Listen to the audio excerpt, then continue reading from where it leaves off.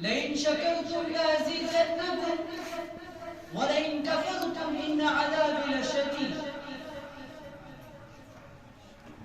أيها الحاضرون الأجلة، إني قد تلوت أمامكم آية آنفة، وتدور خطبتي معكم اليوم حولها إن شاء الله تعالى. هذا مما تقرر عند الناس كلهم أن الله سبحانه وتعالى خلق الإنسان وهداه النجدين،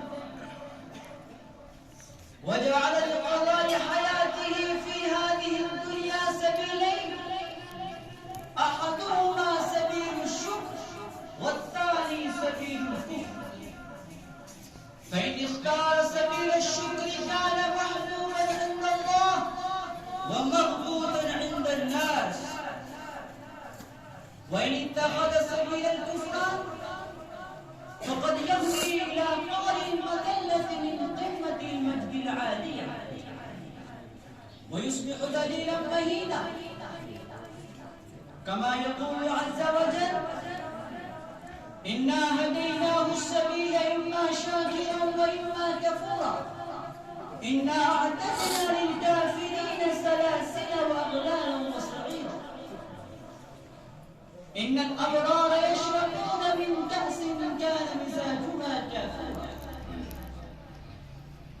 أيها المستمعون الكرام، تدل هذه الآيات الكريمة على منزلة الشاكرين وعاقبة الكافرين، ولا شك أن الشكر سبيل الأنبياء والصحابة والصالحين، والكفر سبيل الشيطان والفراعنة والطغاة والمتكبرين. ألم تعلموا أن الله قد جعل إبليس معلم الملائكة، ولكن لما أبى أن يسجد لآدم عليه السلام واستكبر أصبح مذموما مدحورا.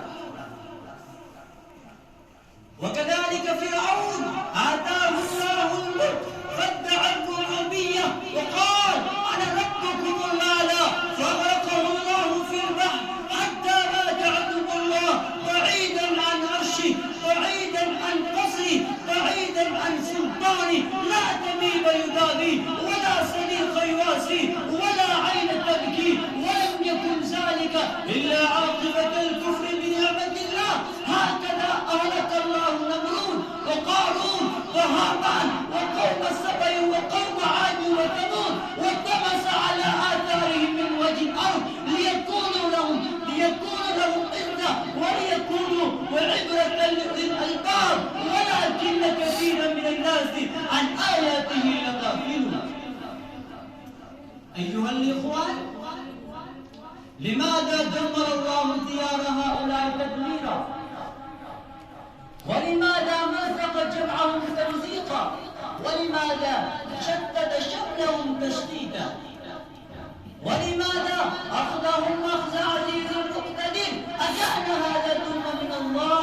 كلا، ما ظلمهم الله ولكن كانوا أنفسهم يظلمون. إن شئتم أن تأخذوا عبرة وخبرة فاقرأوا هذه الآيات. لقد كان لسبأ في مسكن آية جنتان عن يمين وشمال، كلوا من رزق ربكم واشكروا له بلدة طيبة ورب غفور. فأعرضوا فأرسلنا عليهم سيل عرم وبدلناهم جنتين ذواتي أكل خمط وأثل وشيء من سدر قليل، ذلك جزيناهم بما كفروا وهل نجازي إلا الكفور. إن قارون كان من قوم موسى فبغى عليهم وآتيناه من كنوز ما إن مفاتحه لتنوء بالعصبة أولي القوة، ولكن لما قال إنما أوتيته على علم عندي فخسف الله به وبدار الأرض لأنه كان من الكافرين، وإن الكافر لا يفلح أبدا. هكذا فوضى الله قوم عاد ومكن قوم ثمود في الأرض، ويتخذون من سهولها قصورا وينحتون من الجبال بيوتا، ولكن لما قالوا من أشد منا قوة رد عليهم ما قالوا وقال: أنا أشد منكم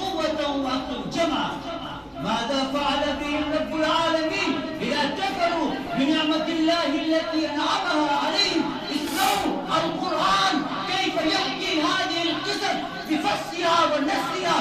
وأما ثمود فأهلكوا بالطاغية، وأما عاد فأهلكوا بريح صرصر عاتية سخرها عليهم 7 ليال و8 أيام حسوما فترى القوم فيها سرعى كأنهم أعجاز نخل خاوية فهل ترى لهم من باقية.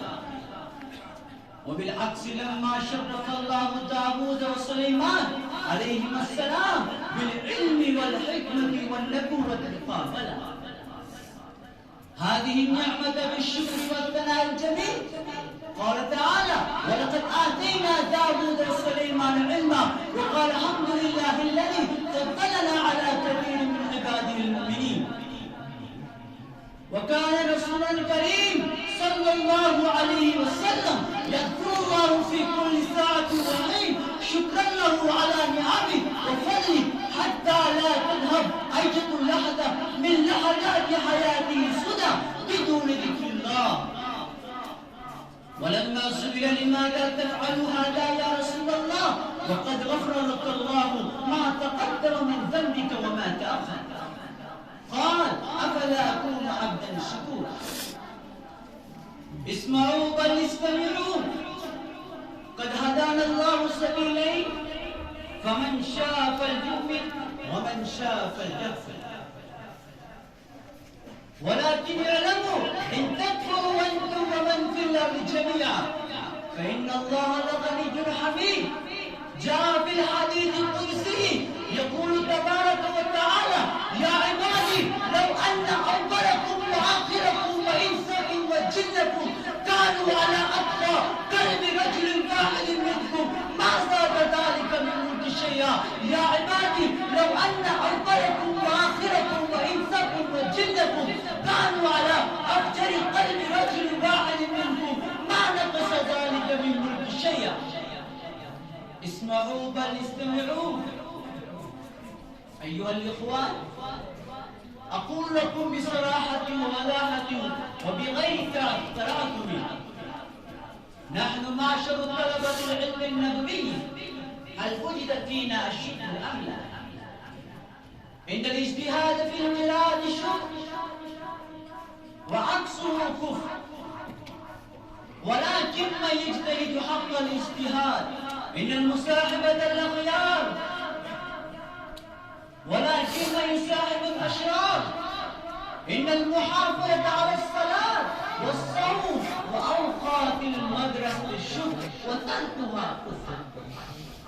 ولكن من الذي يحافظ عليها لئن شكرتم هذه النعم العظيمة الجليلة ليزيدنكم الله فيها ويزيدن عليكم بركات الدنيا وخيرات الآخرة. ولئن كفرتم فلا تضرن الله شيئا.